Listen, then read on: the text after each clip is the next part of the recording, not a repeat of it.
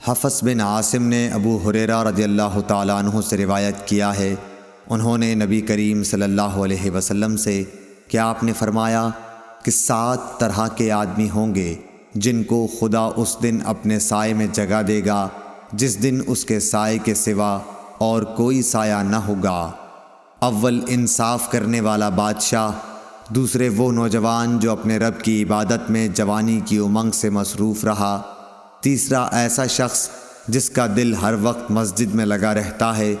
چوتھے 2 ایسے شخص جو اللہ کے لیے باہم محبت رکھتے ہیں اور ان کے ملنے اور جدا ہونے کی بنیاد یہی للہ المحبت ہے،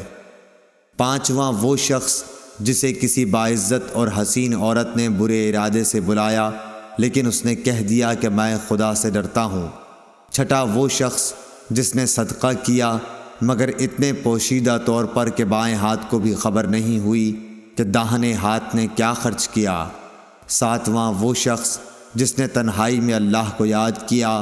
اور بے ساختہ آنکھوں سے آنسو جاری ہو گئے۔ صحیح بخاری حدیث نمبر 660۔